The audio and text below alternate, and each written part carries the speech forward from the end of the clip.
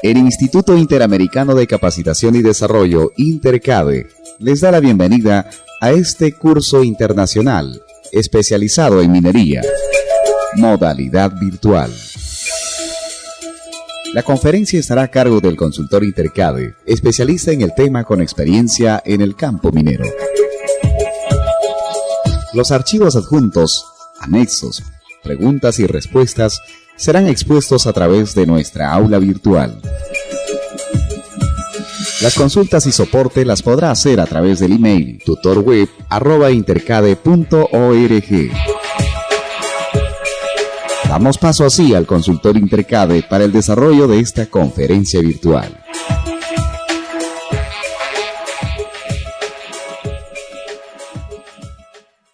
En este módulo nosotros vamos a ver las aplicaciones de la geoquímica a la petrogénesis ígnea. Mi nombre es Leopoldo López Escobar. Yo soy doctor en ciencia o PhD. Obtuve mi título en MIT en Estados Unidos y trabajo actualmente en el Instituto de Geología Económica Aplicada de la Universidad de Concepción, en Chile.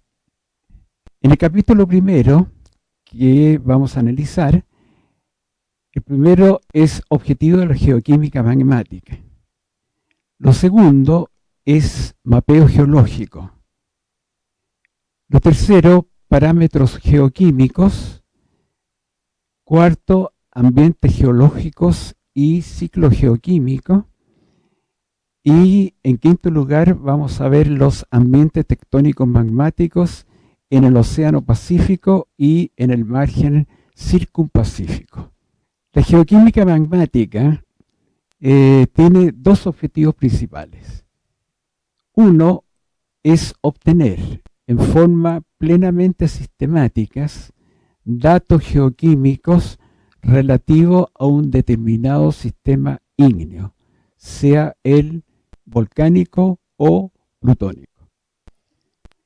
Después, en segundo lugar, y creo que para mí es lo más importante, es usar dichos datos para identificar y evaluar las fuentes y procesos que intervinieron en la génesis y en la evolución de los magmas. Ahora bien, antes de efectuar un estudio del sistema ígneo de interés en forma sistemática, es absolutamente necesario realizar un mapeo, por ejemplo, a escala 1/50.000 del sistema a estudiar, con el fin de identificar las diferentes unidades de dicho sistema y el tipo de rocas que lo caracterizan. Aquí tienen un ejemplo de un mapeo de un conjunto volcánico de los Andes del Sur, compuesto por los volcanes Villarrica, Quetrupillán y Yaima, los cuales están asociados por una falla. En cada volcán, bueno, en primer lugar están acá, se ve el basamento del grupo volcánico, en rojo con puntitos, y las diferentes unidades, por ejemplo, el volcán Villarrica, están señaladas acá con 6, la más antigua, 5, la más nueva, y así sucesivamente hasta llegar al el volcanismo actual, en el cual las últimas erupciones del volcán Villarrica han sido el año 1964, el año 1984 y el año 1971. Bueno, los parámetros geoquímicos, quizás en la mente de muchos son un montón, pero si uno lo califica o los clasifica, se reducen solamente a 4, que son elementos mayoritarios, elementos trazas, razones isotópicas o isótopos de radiogénicos e isótopos estables. Esos son los 4 parámetros geoquímicos que un buen estudio requiere de tanto de rocas plutónicas, estén o no asociadas a depósitos minerales, y de rocas volcánicas. Bueno, ¿qué son los elementos mayoritarios? Son los elementos químicos que en roca de la corteza terrestre se presentan en concentraciones superiores al 0.1%, es decir, concentraciones superiores a 1000 partes por millón. Ahora, estos elementos mayoritarios son el oxígeno, el silicio, el titanio, el aluminio, el hierro, el manganeso, magnesio, calcio, sodio y potasio y fósforo. Ellos son los 11 elementos mayoritarios que existen en las rocas corticales, constituyendo aproximadamente el 99% de ellas. Ahora, resulta que entre esos 11 elementos mayoritarios, el oxígeno es el elemento mayoritario más abundante. Tiene una abundancia del 60%, que dista más o menos en un 40% del que le sigue.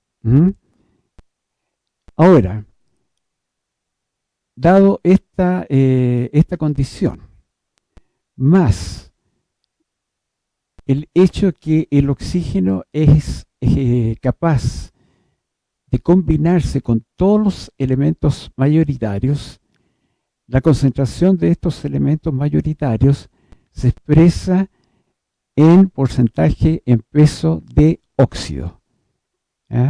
Así que cuando ustedes manden a hacer un análisis, sea de una roca ígnea en general, le van a entregar el laboratorio, le van a entregar a ustedes una lista en que en primer lugar va el silicio o óxido de silicio, el titanio óxido de titanio, el óxido de aluminio, el óxido de hierro 3, o sea, óxido férrico, el óxido ferroso, el manganeso, el magnesio, óxido magnesio, el óxido de calcio, el óxido de fósforo, el óxido de potasio y finalmente el óxido, creo que ya lo dije ya, el óxido de fósforo.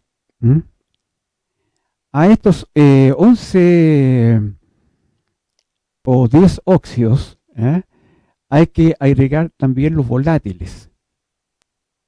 Y los volátiles más importantes que existen en este tipo de rocas son, por supuesto, el agua, el dióxido de carbono, el dióxido de azufre, el fluoruro de hidrógeno y el cloruro de hidrógeno. En este último caso, la abundancia de estos volátiles se determina por calcinación a 1000 grados Celsius y se expresa como pérdida por combustión. Es decir, lo que ustedes tienen que hacer aquí para determinar la cantidad al menos total de volátiles, entonces ustedes toman una muestra, la pesan bien y luego la someten a 1000 grados Celsius. A esa temperatura se van todos los volátiles.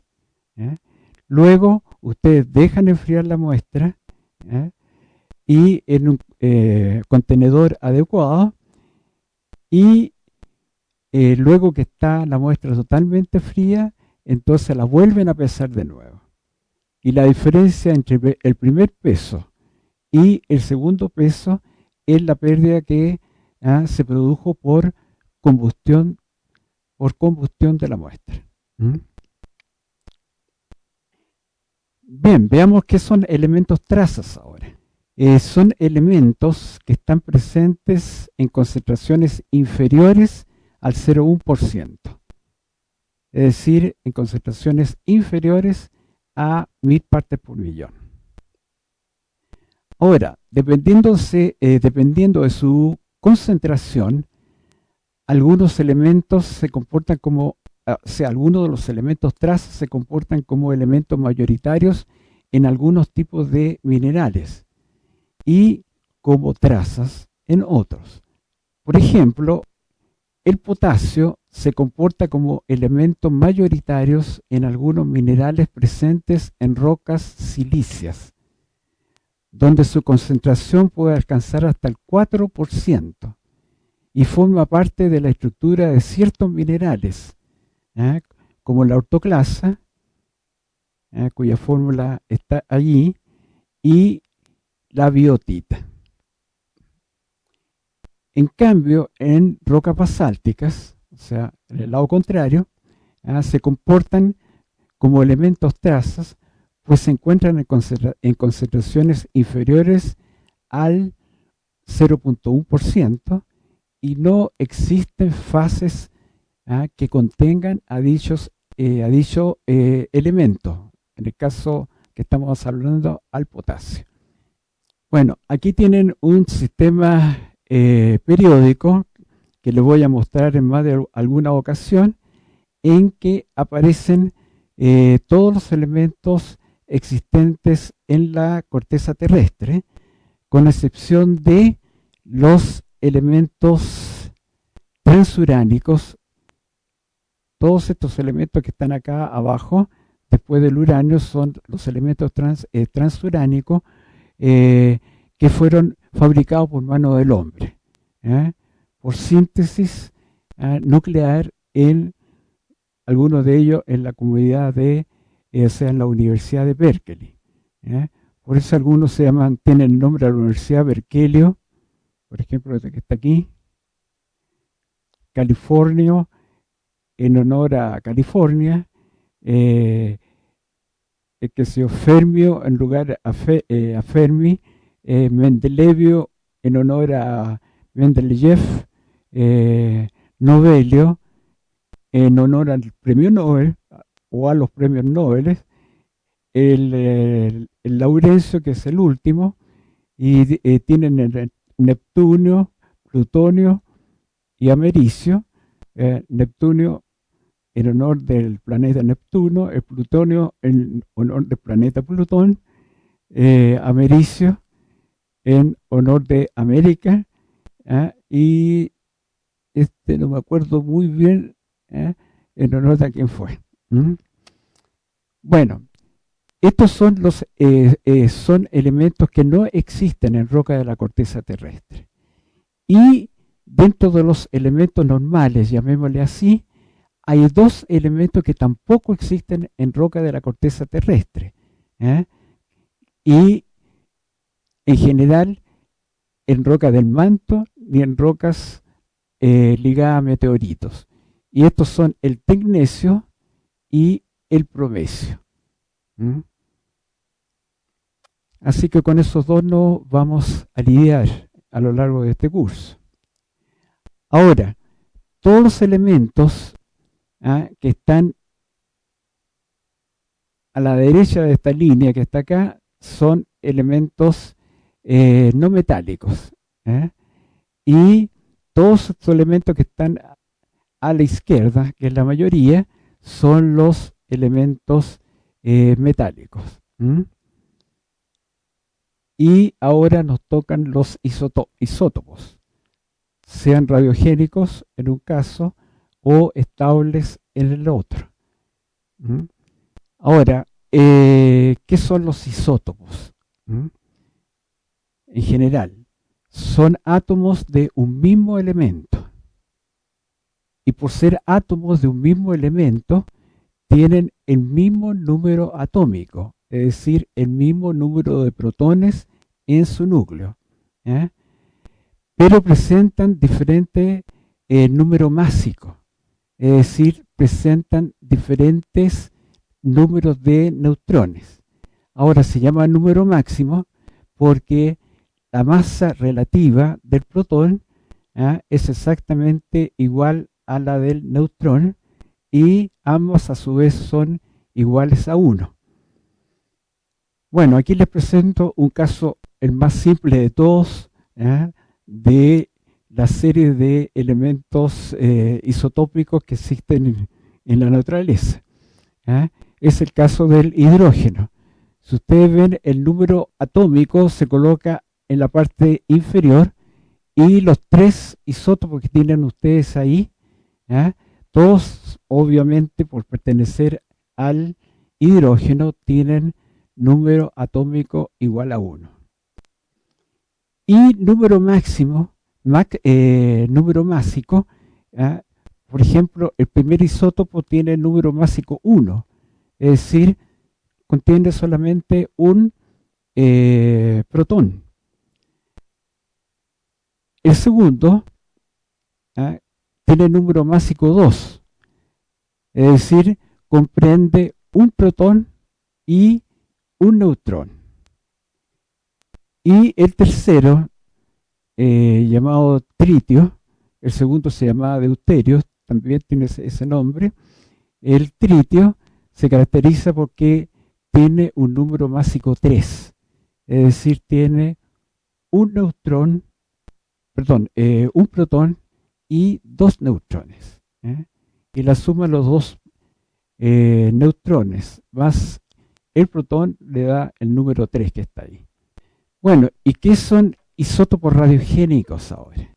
Es un isótopo estable o inestable que se genera y por el hecho de generarse se llama también un isótopo hijo, por decaimiento radioactivo de un isótopo padre, que es obviamente inestable. Ahora bien, las parejas padre-hijo más importantes en geología, como ustedes ven, no son muchos. Para la cantidad de isótopos existen algo así como 1300 isótopos, y aquí la cantidad de isótopos que nosotros empleamos en geología son bastante exiguas. Por ejemplo, empleamos la pareja rubio-estroncio principalmente para datación, samario-neodimio también para datación, uranio-plomo, uranio 235, plomo 207, torio 232, plomo 208, todo es para datación. El argón 40 con el potasio 40, que también se emplean para datación, el renio osmio y el lutecio hafnio. Así que no son, como ven ustedes, no son tantas, no son tantos los isótopos, tanto padre como hijo, que existen, que son de importancia en geología.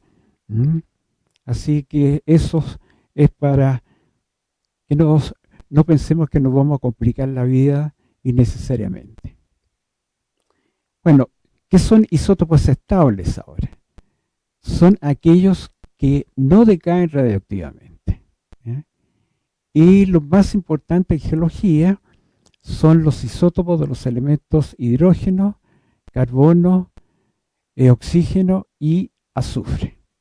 En caso, la abundancia relativa de estos isótopos estables se emplea usando la notación delta.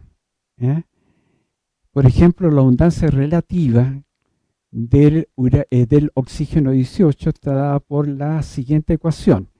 Delta O18 es igual a la diferencia, en primer lugar, que existe en la razón oxígeno 18 oxígeno 16 en la muestra, menos la que existe en el estándar, dividido por la razón óxido 18, óxido 16 del estándar.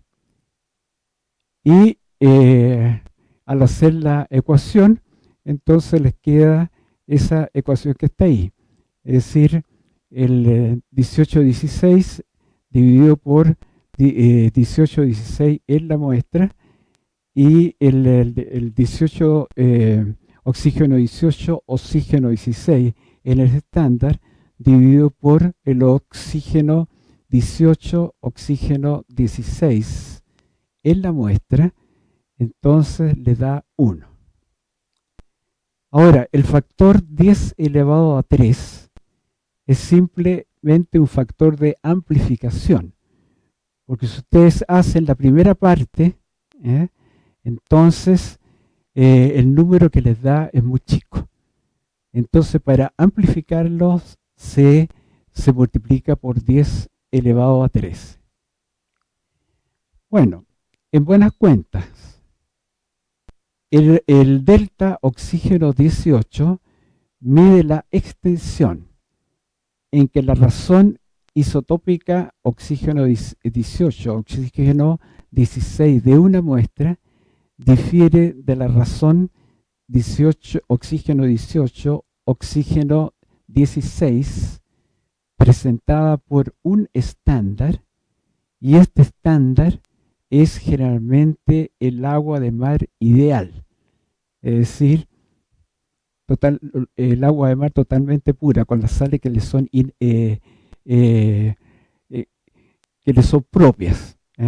No considera algas ni otra cosa que haya en el agua de mar, solamente el agua de mar con los iones que le son propios. Ahora, ¿para qué se emplean los isótopos estables? Bueno, en primer lugar se emplean para estudiar la conducta de los fluidos y de las especies volátiles. Por ejemplo, los isótopos de oxígeno se usan como geotermómetros para determinar la temperatura de formación de minerales que sean oxigenados. También se emplean como indicadores petrogenéticos si en la génesis de estos magmas se han formado minerales oxigenados. En tercer lugar, se emplean como evaluadores de la interacción agua-roca. En este caso, el agua tiene oxígeno y la roca también puede que tenga oxígeno, así que no hay mayor problema ahí. Después, indicadores metalogenéticos, o sea, indicadores de minerales que son de importancia metalogénica, y con tal que esos minerales sean minerales oxigenados. Después se determinan como evaluadores de la coexistencia en equilibrio de dos o más minerales que sean oxigenados. Y finalmente se emplean como indicadores del origen, naturaleza y cantidad del fluido hidrotermal del cual se formó un mineral oxigenado.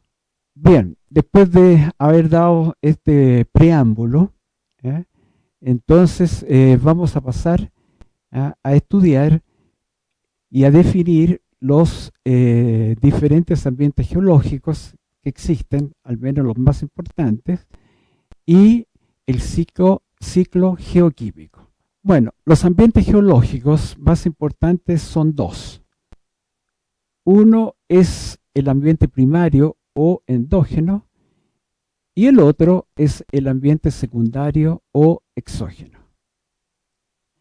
Ahora, el ambiente primario o endógeno comprende la región ubicada entre la zona de generación de magmas y el nivel más profundo alcanzado por las aguas meteóricas, que es aproximadamente unos 4 kilómetros de profundidad.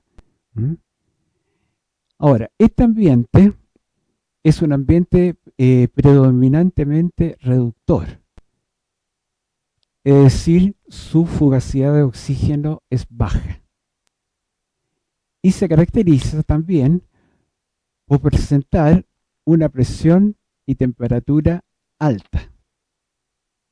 Y es un ambiente en donde la movilidad de los fluidos es relativamente baja, por las razones que están mencionadas anteriormente. Ahora, el ambiente secundario exógeno comprende la región ubicada entre el nivel más profundo alcanzado por las aguas meteóricas y la superficie. Contrariamente al anterior, es un ambiente oxidante, es decir, su fugacidad de oxígeno es alta.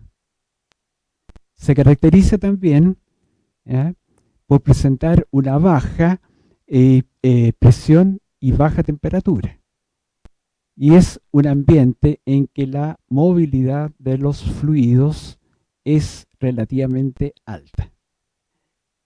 Aquí tienen un esquema de lo que se llama un margen geológico activo, en el cual estamos insertos todos nosotros. En este esquema, como lo voy a decir varias veces, hay una subducción de la placa oceánica. Esta se introduce bajo el continente sudamericano en nuestro caso. Ahora, en esta zona de acá, los minerales hidratados dejan de ser estables y, por ejemplo, la anfíbola se transforma en clinopiroxeno o en granate, y el agua que libera entonces actúa bajando el punto de fusión de esta zona que está aquí, que es la astenósfera, porque aquí se forma una cuña mantélica, o sea, una cuña del manto, en que la parte inferior es astenosférica, es decir, es un manto que se funde, que no se funde, así medio plástico así. Y más arriba ustedes tienen el manto litosférico, que es ya un manto enteramente consolidado. Ahora, si ustedes se fijan, el magma se origina aquí y asciende hacia la superficie. Bueno, todo este es el ambiente endógeno. Y el ambiente exógeno son los 4 kilómetros superficiales bajo la superficie de la Tierra. Así que este es el ambiente que yo les mencionaba, que es un ambiente reductor de baja fugacidad de oxígeno, es de alta presión, es de alta temperatura, y aquí la movilidad de los flujos es relativamente baja. En cambio acá arriba, digamos después de esta última cámara magmática hacia arriba, entonces las condiciones cambian. El ambiente es oxidante, es decir, tiene alta fugacidad de oxígeno, es bajo en presión y bajo en temperatura, y la movilidad de los fluidos es relativamente alta.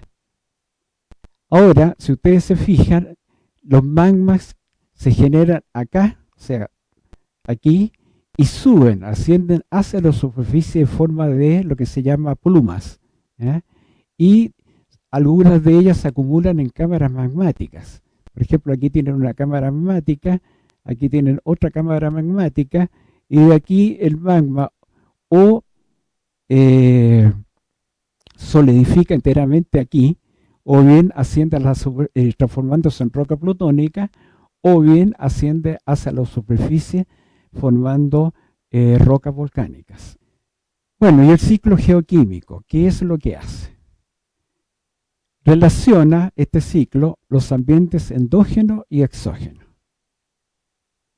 Y este ciclo se inicia con un magma primario. Magma primario que se genera directamente por fusión parcial de una roca parental,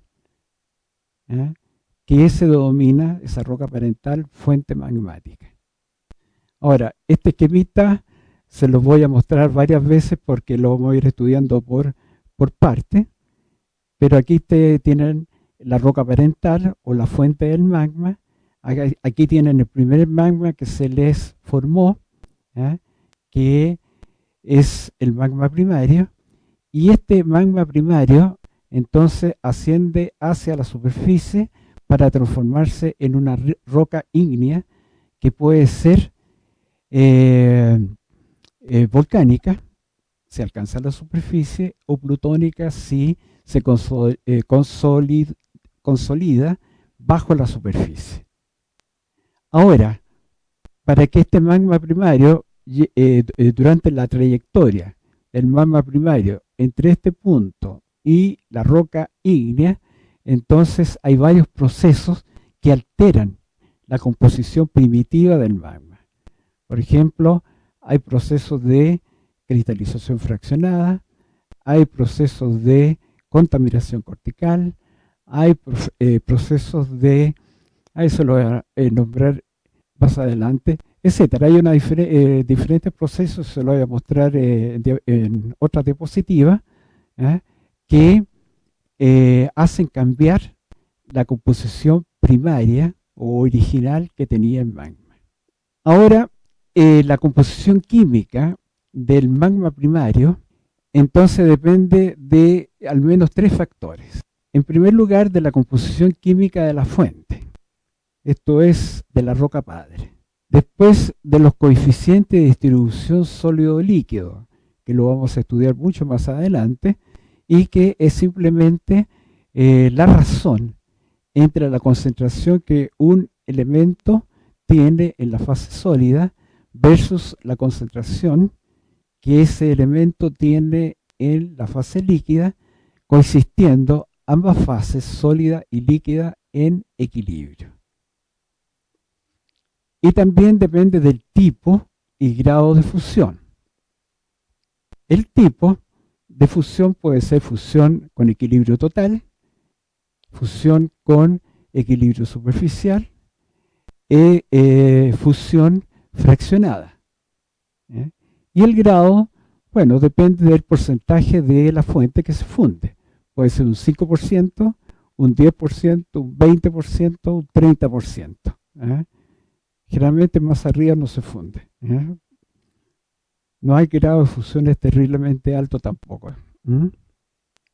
Bueno, en caso de tratarse de números, de tratarse de isótopos que tengan número másico alto, la composición del magma primario depende de la composición isotópica de la fuente. En este caso, la composición isotópica se expresa como la razón entre un isótopo radiogénico y un isótopo no radiogénico del mismo elemento. Por ejemplo, tienen ustedes el caso del estroncio 87, estroncio 86, del neodimio 143 dividido por el neodimio 144, y así, el plomo 206, perdón, el uranio 238 dividido por el plomo 206, etc. Bueno, como les decía anteriormente, durante su ascenso hacia la superficie, el magma experimenta procesos de diferenciación, como cristalización fraccionada, contaminación cortical, mezcla de magmas, immiscibilidad de magmas, que modifican su composición primitiva. Estos procesos ocurren de preferencia en esas cámaras magmáticas que les demostré en una diapositiva anterior. Ahora, cuando el magma alcanza la superficie o zonas cercanas a ellas, se solidifica completamente, originando una roca ígnea, que puede ser plutónica si solidifica en zonas de bajo la superficie, o volcánica si solidifica en la superficie. Ahora, luego de su emplazamiento, Las rocas ígneas pueden experimentar los siguientes procesos. Una vez que ya se emplazaron y se solidificaron, etcétera, entonces pueden experimentar los siguientes procesos. Desgasificación, o sea, pérdida de gases, lo que puede modificar las razones de los isótopos estables. Puede experimentar alteración hidrotermal. Esto es, puede interactuar con fluidos acuosos y calientes, que afectan en mayor o menor grado a todos los parámetros geoquímicos. Elementos mayoritarios, elementos trazas, razones isótopos radiogénicos e isótopos estables. Pueden experimentar meoterización por reacción con la atmósfera. Este proceso las altera y destruye con liberación de material. Este es transportado y depositado, pudiendo convertirse en suelo si interviene material orgánico de la biosfera. Otro proceso, el cuarto, es metamorfismo. Si la roca volcánica es sometida a un aumento de presión y temperatura, o una roca ígnea también, puede transformarse entonces en una roca metamórfica. Bueno, aquí tienen el siguiente caso. La roca ígnea entonces puede transformarse en suelo si interviene material orgánico de la biosfera. El suelo puede transformarse en roca sedimentaria por un proceso llamado diagénesis, que aún no lo hemos visto, pero viene en diapositivas siguientes. La roca sedimentaria, si es sometida a condiciones de alta presión y temperatura, puede transformarse en una roca metamórfica, es decir, a partir de los minerales de las rocas sedimentarias, y al variar las condiciones de presión y temperatura, entonces esos minerales iniciales son inestables y se transforman en minerales que son estables en las nuevas condiciones de presión y temperatura. Y la roca que contiene dichos minerales recibe el nombre de roca metamórfica. La roca ígnea, aquí se me olvidó la flecha, también puede transformarse en roca metamórfica si se ve en un momento dado sometida a altas presiones y a altas temperaturas. Y la roca metamórfica, si todavía se es sometida a condiciones de alta temperatura, entonces puede transformarse nuevamente en un magma. Y así se completa todo el ciclo. Entonces, como le decía recién, el suelo puede experimentar este proceso llamado diagénesis, que es el proceso por el cual un sedimento no consolidado o suelo se convierte en roca sedimentaria. Ahora, las rocas sedimentarias pueden experimentar, como hemos mencionado, los siguientes procesos: meteorización y convertirse nuevamente en suelos, y metamorfismo por aumento de presión y temperatura, transformándose en rocas metamórficas. Ahora, ¿qué pasa con las rocas metamórficas? Pueden experimentar procesos de meteorización y transformarse nuevamente en suelo si interviene material orgánico de la biosfera. Pueden experimentar fusión y transformarse en magma si son sometidas a mayores condiciones de presión y temperatura.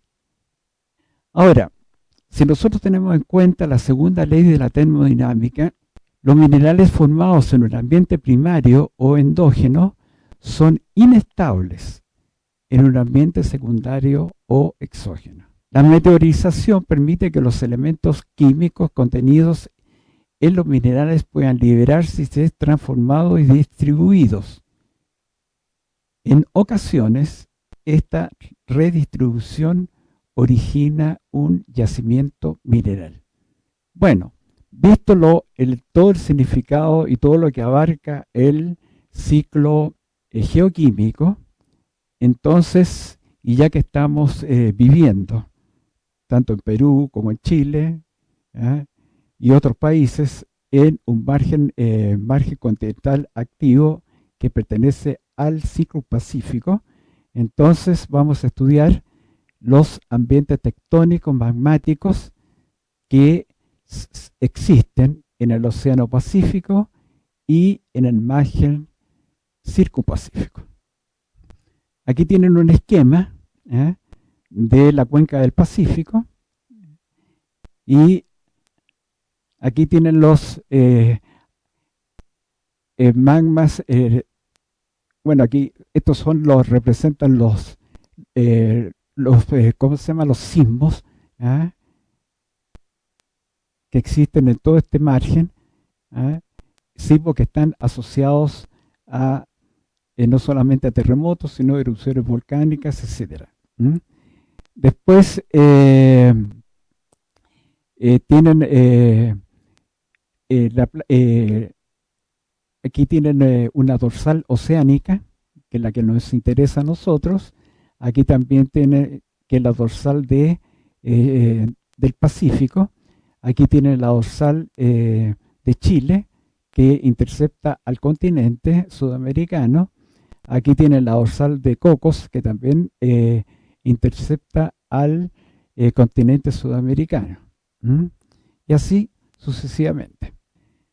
Ahora, ¿en qué consiste el ambiente tectónico de dorsales oceánicas o cordilleras submarinas?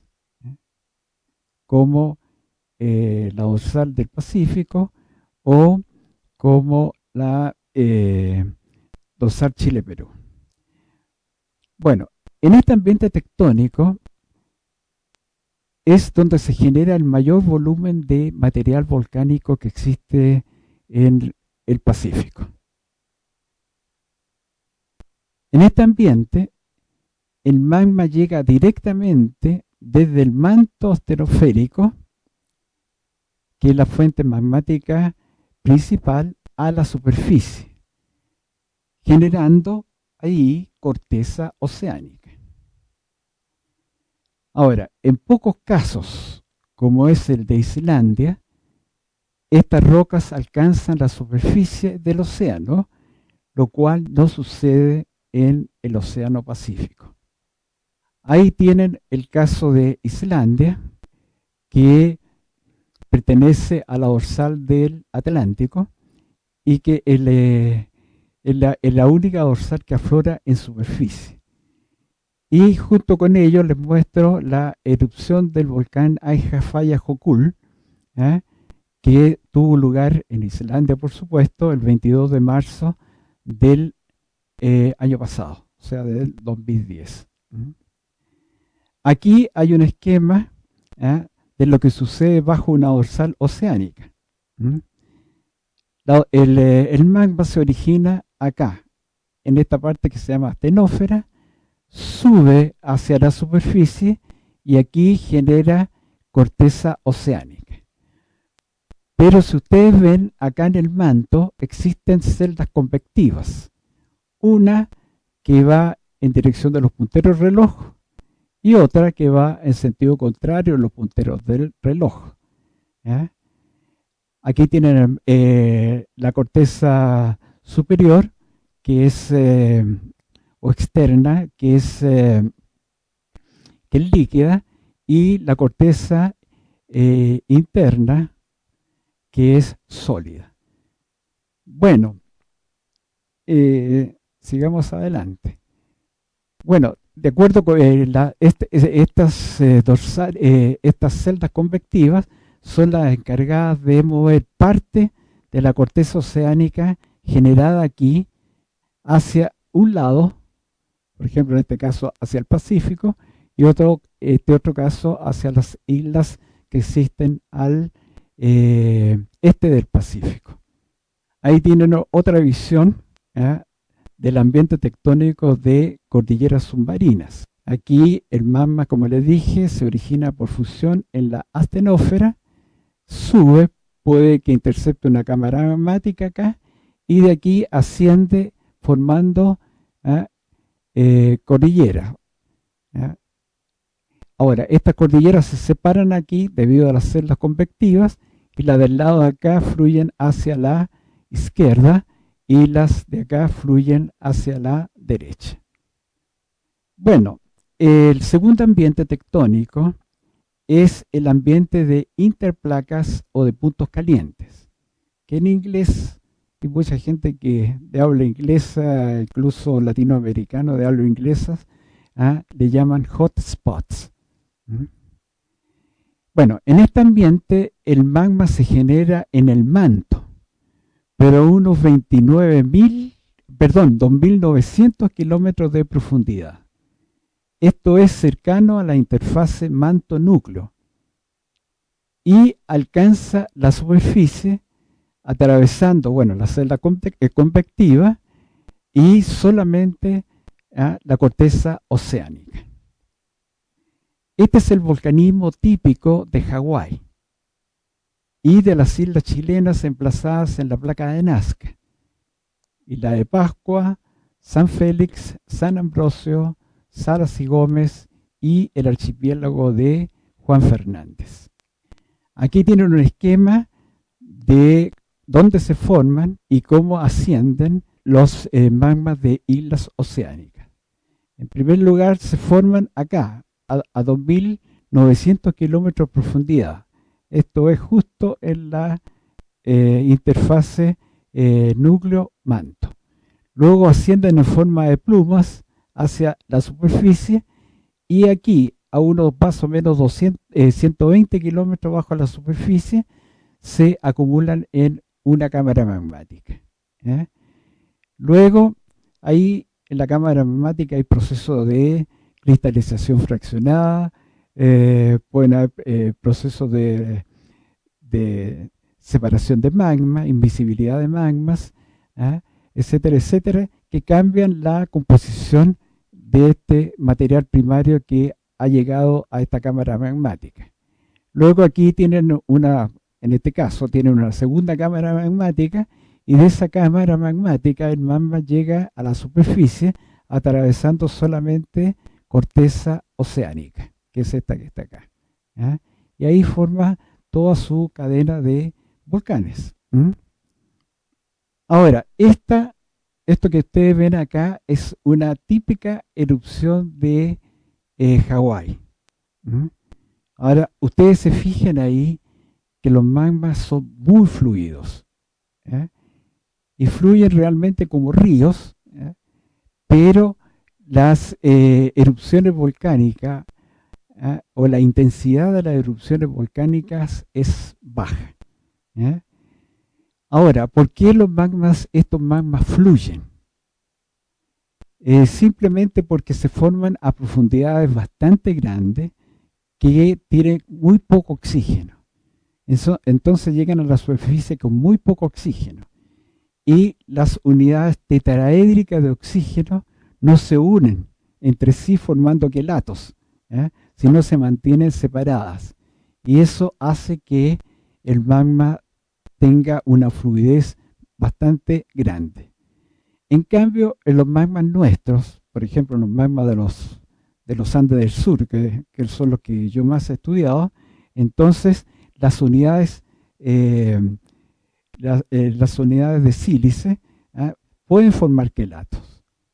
Entonces, al formar quelatos, bueno, forman cadenas. Eso es lo que significa quelato, cadenas de tetraedros de sílice.